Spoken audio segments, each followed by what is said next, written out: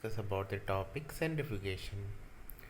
So in this class we will discuss about the basic principle behind centrifugation, the different types of centrifugation, their application and their operation. So the biological centrifugation or centrifugation is used for separating components from a mixture in a liquid medium. So if you want to separate a component from a mixture, or if you want to purify a component from a mixture, you use centrifuge. But the condition is that the medium should be a liquid. അപ്പോൾ നമ്മളിന്ന് discuss ചെയ്യുന്ന different types of സെൻട്രിഫിക്കേഷനെ കുറിച്ചാണ്. അപ്പം സെൻട്രിഫിക്കേഷൻ്റെ definition എന്താണ്?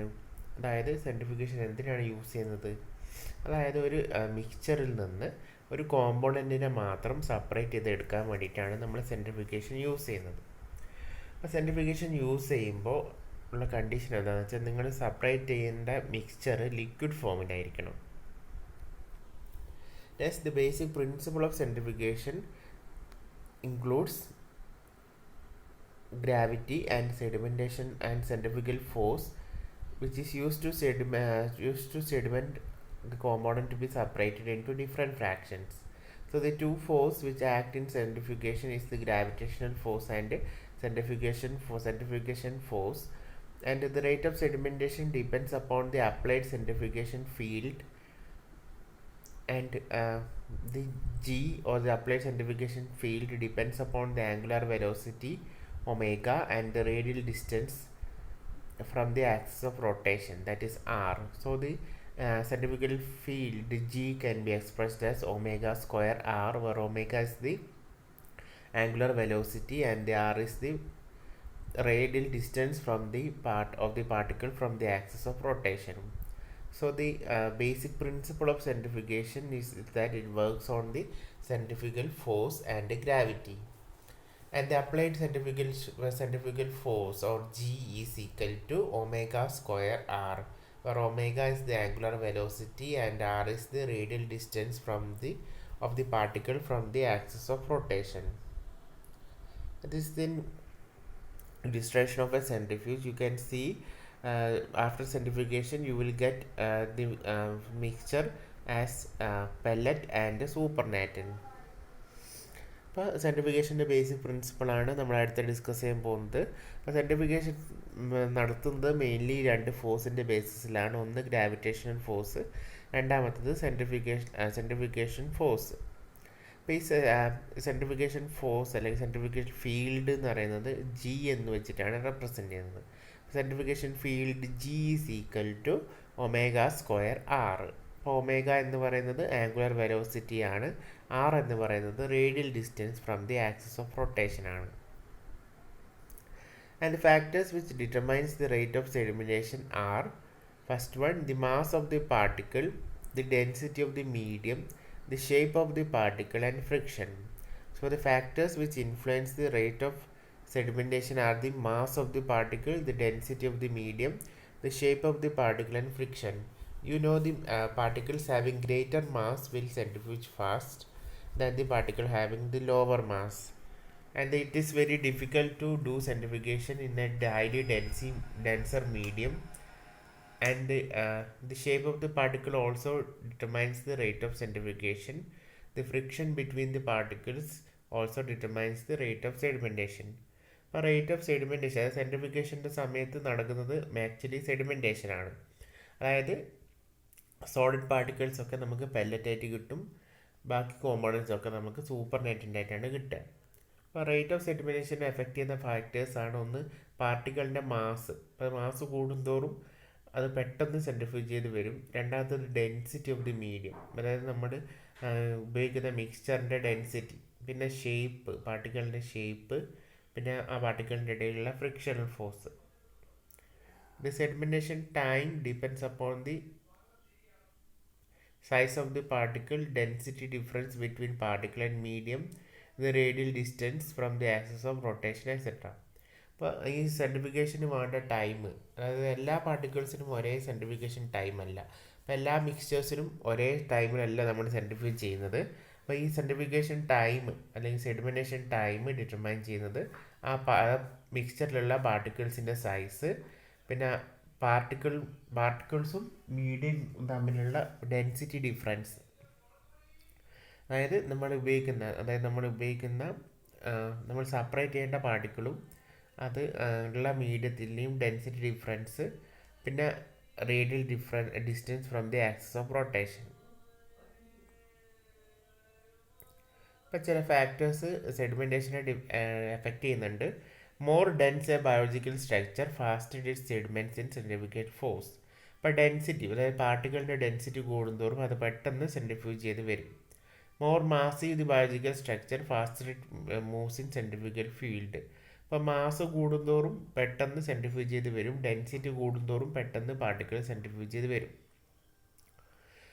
Dense the buffer system slower the particle moves. ഇപ്പം നമ്മൾ എടുക്കുന്ന mixture density കൂടുതലാണെങ്കിൽ സ്ലോവർ ആയിരിക്കും മൂവ്മെൻറ്റ്, പാർട്ടിക്കിൾസിൻ്റെ movement. Greater the frictional coefficient slower a particle will move. അതായത് പാർട്ടിക്കിൾസ് തമ്മിലുള്ള ഫ്രിക്ഷൻ കൂടുന്തോറും സെപ്പറേഷൻ സ്ലോ ആയിരിക്കും. പിന്നെ greater the centrifugation force faster the particle sediments. ഇപ്പോൾ സെൻട്രിഫ്യൂഗൽ ഫോഴ്സ് കൂട്ടുന്തോറും സെൻട്രിഫ്യൂഗേഷൻ്റെ സ്പീഡ് കൂടും.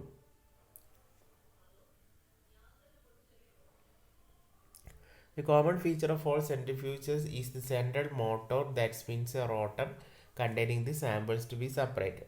ഇപ്പോൾ എല്ലാ സെൻട്രിഫ്യൂജിനുള്ള ബേസിക് കോമ്പോണൻ്റ് എന്താണെന്ന് വെച്ചാൽ ഒരു മോട്ടർ ഉണ്ടാവും. ആ മോട്ടറിനോട് കണക്ട് ചെയ്തിട്ട് ഒരു റോട്ടർ ഉണ്ടാവും. അപ്പോൾ ആ റോട്ടറിലാണ് നമ്മൾ സെപ്പറേറ്റ് ചെയ്യേണ്ട സാമ്പിൾസ് വെക്കുക. അപ്പോൾ ആ റോട്ടർ കറങ്ങിയിട്ടാണ് സെൻട്രിഫ്യൂഗേഷൻ നടക്കുക. അപ്പോൾ റോട്ടറിനെ കറക്കാൻ വേണ്ടിയിട്ട് നമ്മൾ ആ റോട്ടറിനോട് അറ്റാച്ച് ചെയ്തിട്ട് ഒരു മോട്ടർ കണക്ട് ചെയ്തിട്ടുണ്ടാവും. അപ്പോൾ എല്ലാ സെൻട്രിഫ്യൂജിനും കോമൺ ആയിട്ടുള്ള ഒരു ഫീച്ചറാണ് മോട്ടർ. ആ മോട്ടറാണ് കറങ്ങാനുള്ള ഫോഴ്സ് കൊടുക്കുന്നത്. ആ മോട്ടറിനോട് കണക്ട് ചെയ്തിട്ട് റോട്ടർ ഉണ്ടാവും. ഈ റോട്ടറിലാണ് നമ്മൾ സെപ്പറേറ്റ് ചെയ്യേണ്ട സാമ്പിൾസ് വെക്കുന്നത്. ഈ റോട്ടറാണ് മോട്ടറിൻ്റെ ഫോഴ്സ് ഉപയോഗിച്ചിട്ട് കറങ്ങുന്നത്. Next we will discuss about the different types of centrifuge. Mainly there are three types of centrifuge. They are desktop centrifuge, high speed centrifuge and ultra centrifuge. The three types of centrifuge are desktop centrifuge, high speed centrifuge and ultra centrifuge. And the ultra centrifuge can be classified into analytical ultra centrifuge and preparative ultra centrifugation. അപ്പം നമുക്ക് സെൻട്രിഫ്യൂഗേഷനെ മൂന്നായിട്ട് classify ചെയ്യാം. Desk top centrifuge, high speed centrifuge, ultra centrifuge. ഇതിൽ ultra centrifuge രണ്ട് type ഉണ്ട്. Analytical ultra സെൻട്രിഫ്യൂജും preparative ultra സെൻട്രിഫ്യൂജും. Next we will discuss about the different types of rotor used in centrifugation. There are mainly three types of rotors used in centrifugation. They are fixed angle rotors, vertical tube rotors, സ്വിങ്ങിങ് bucket rotors. അപ്പോൾ rotor എന്ന് പറഞ്ഞത് എന്താണ്? നമ്മൾ sample വെക്കുന്ന സ്ഥലമാണ് rotor എന്ന് പറയുന്നത്. അപ്പോൾ ആ റോട്ടറാണ് കറങ്ങുന്നത്. മോട്ടറിൻ്റെ ഫോഴ്സ് ഉപയോഗിച്ചിട്ട് ആ റോട്ടറാണ് കറങ്ങുക.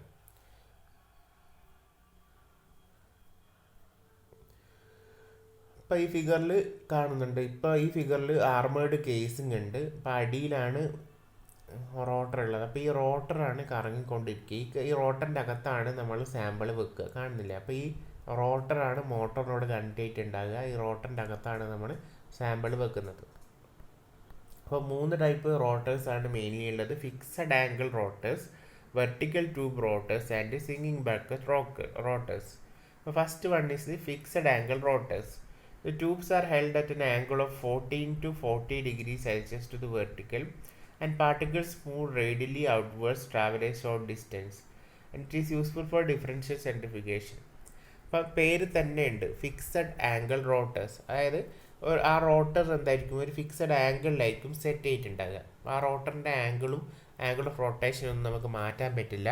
അതൊരു ഫിക്സഡ് ആംഗിളിൽ വരുന്ന റോട്ടേഴ്സാണ് ഇത്. അപ്പോൾ ഇതിൽ നമ്മൾ യൂസ് ചെയ്യുന്നത് ഡിഫറൻഷ്യൽ സെൻട്രിഫിക്കേഷന് വേണ്ടിയിട്ടാണ്. അടുത്തതാണ് വെർട്ടിക്കൽ ട്യൂബ് റോട്ടേഴ്സ്. അപ്പോൾ ഫിക്സഡ് ആംഗിൾ റോട്ടേഴ്സിന് ഒരു 40 ഡിഗ്രി ആംഗിളിൽ ഒരു ചെരിവ് ഉണ്ടാവും, ആണ് അതിന് നമ്മൾ ഫിക്സഡ് ആംഗിൾ റോട്ടേഴ്സ് എന്ന് പറയുന്നത്. അപ്പോൾ ആംഗിൾ ഫിക്സഡ് ആയിരിക്കും ഈ റോട്ടേഴ്സിൻ്റെ. അതായത് 14 മുതൽ 40 ഡിഗ്രി വരെ ചെരിവ് ആ റോട്ടേഴ്സിൻ്റെ ആംഗിളിന് ഉണ്ടാവും. ഇത് യൂസ് ചെയ്യുന്നത് ഡിഫറൻഷ്യൽ സെൻട്രിഫിക്കേഷൻ ആണ്. അപ്പോൾ ഫിക്സഡ് ആംഗിൾ റോട്ടേഴ്സിൻ്റെ പിക്ചറാണ് മുകളിൽ തന്നിരിക്കുന്നത്.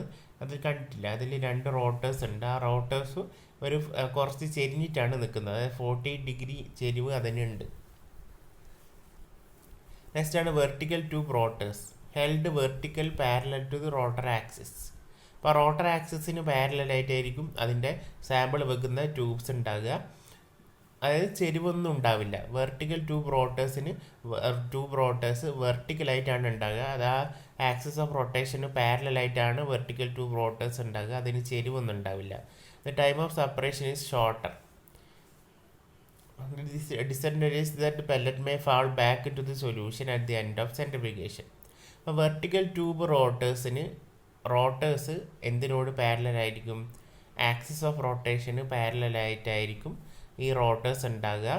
മാത്രമല്ല അത് വെർട്ടിക്കലായിട്ടായിരിക്കും ഉണ്ടാകുക. അതായത് അതിന് ചെരിവൊന്നും ഉണ്ടാവില്ല.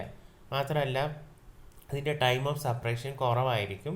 പക്ഷേ ഇതിനൊരു ഡിസഡ്വാൻറ്റേജ് ഉണ്ട്. കാരണം എന്താണെന്ന് വെച്ചാൽ ഈ പെല്ലറ്റും സൂപ്പർ നെറ്റും തമ്മിൽ സെപ്പറേറ്റ് ചെയ്യില്ല. ചില സമയത്ത് ആ പെല്ലറ്റ് വീണ്ടും സൂപ്പർ നെറ്റിലേക്ക് ഡിസോൾവ് ചെയ്യാനുള്ള ചാൻസ് ഉണ്ട്. അപ്പോൾ വെർട്ടിക്കൽ ട്യൂബ് റോട്ടേഴ്സിൽ റോട്ടർ എന്തിനോട് പാരലായിരിക്കും? ആക്സിസ് ഓഫ് റൊട്ടേഷനോട് പാരലായിരിക്കും റോട്ടർ ഉണ്ടാകുക. അതായത് ചെരിവൊന്നും ഉണ്ടാവില്ല. നേരെ കുത്തനെയാണ് ആ റോട്ടർ ഉണ്ടാകുക. ചെരിവൊന്നും ഇല്ലാതെ കുത്തനെയാണ് റോട്ടർ ഉണ്ടാകുക. അതാണ് വെർട്ടിക്കൽ ട്യൂബ് റോട്ടർ. ഒരു പ്രത്യേക ആംഗിളിൽ ചെരിവുണ്ടെങ്കിൽ ആ റോട്ടറിന് പറയുന്ന പേരാണ് ഫിക്സഡ് ആംഗിൾ റോട്ടർ. ചെരിവൊന്നുമില്ലാതെ കുത്തനെയാണ് നിൽക്കുന്നതെങ്കിൽ അതിനെ വെർട്ടിക്കൽ ട്യൂബ് റോട്ടേഴ്സ് എന്ന് പറയും. മൂന്നാമത്തെ ടൈപ്പാണ് swinging bucket rotors. The swing out to horizontal position when rotor accelerate. The longer distance of travel may allow better separation such as in density gradient centrifugation. It is easier to withdraw supernatant without distributing pellet and normally used for density gradient centrifugation. അപ്പോൾ singing bucket rotor ആണ് മൂന്നാമത്തെ type of rotor. ഇതിൻ്റെ പേര് ഉള്ള പോലെ തന്നെ ഇതിലൊരു singing bucket ഉണ്ടാവും. അതായത് ആടി കളിക്കുന്ന ഒരു ബക്കറ്റ് ഉണ്ടാവും. അപ്പോൾ ഈ ബക്കറ്റിലാണ് നമ്മൾ നമ്മുടെ സാമ്പിൾ വെക്കുക. അപ്പോൾ റോട്ടർ കറങ്ങുമ്പോൾ ഈ ബക്കറ്റും കറങ്ങും. അപ്പോൾ അതാണ് ഫിഗറിൽ കാണിക്കുന്നത്. അപ്പോൾ ആദ്യം ആ റോട്ടർ എങ്ങനെയാണ് ഉണ്ടാകുക? ആദ്യം ആ റോട്ടർ ഇങ്ങനെ താണ് കിടക്കുകയാണ് ഉണ്ടാകുക. അപ്പോൾ ഈ റോട്ടർ കറങ്ങുമ്പോൾ ഈ റോട്ടർ പൊന്തിയിട്ട് ആ റോട്ടറിൻ്റെ ആക്സിസിൽ ഇങ്ങനെ റൊട്ടേറ്റ് ചെയ്യും. അതുകൊണ്ടാണ് സിംഗിങ് ബക്കറ്റ് റോട്ടർ എന്ന് പറയുന്നത്. അതായത് നമ്മുടെ കയ്യിലൊരു ബക്കറ്റ് എടുത്ത്, ഇപ്പോൾ എക്സാമ്പിൾ പറയുകയാണെങ്കിൽ നമ്മൾ വെള്ളമൊന്നുമില്ലാത്തൊരു ബക്കറ്റ് നമ്മുടെ കയ്യിലെടുത്ത്, അപ്പോൾ നമ്മുടെ കയ്യിൽ ബക്കറ്റ് എടുക്കുമ്പോൾ നമ്മൾ ബക്കറ്റിൻ്റെ ആ പിടിയല്ലേ പിടിക്കുക. അപ്പോൾ ആ ബക്കറ്റ് എങ്ങനെയാണ് ഉണ്ടാകുക? ആ ബക്കറ്റ് ഇങ്ങനെ താണ് നിൽക്കുകയാണ് ചെയ്യുക.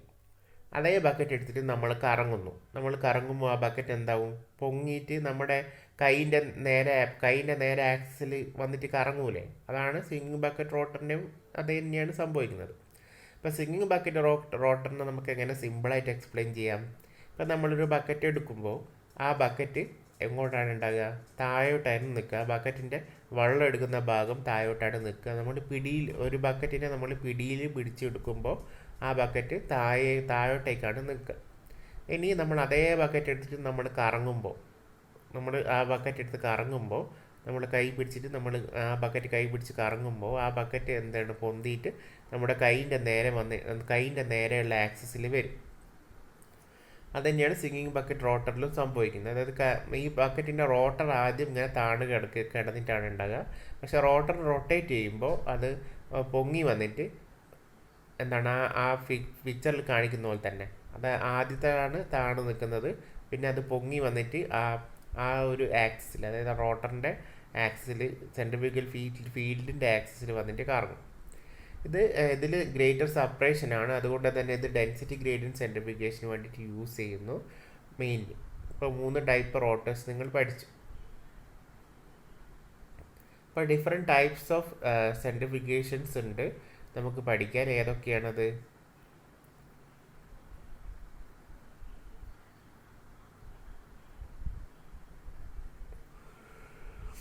Small മൈക്രോഫ്യൂജസ്.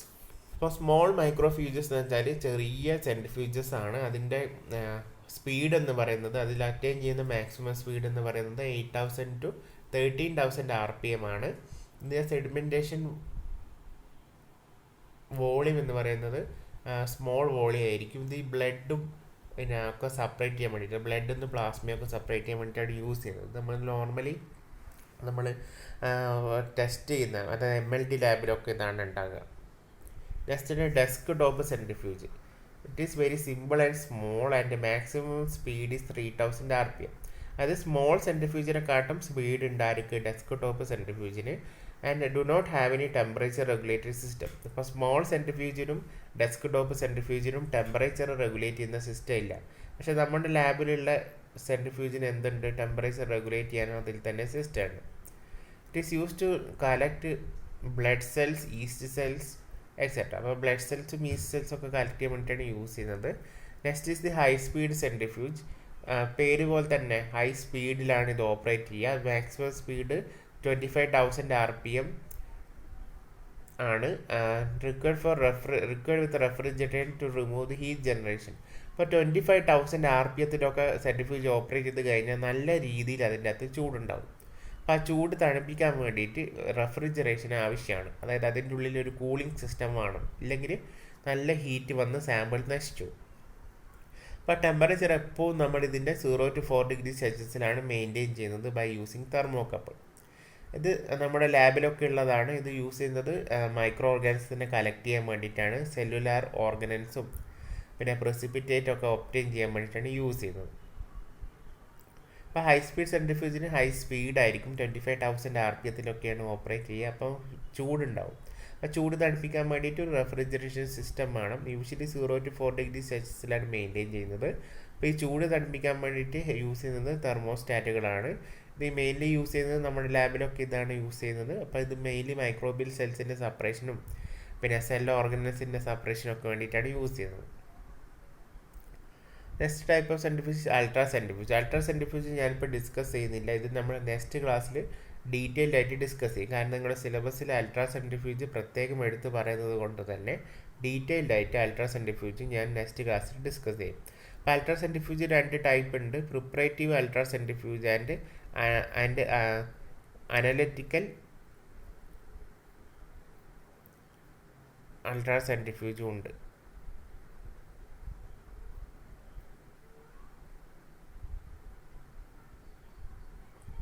Next, what are the applications of centrifuge? Applications of centrifuge it is used in the separation of solid substances from suspension.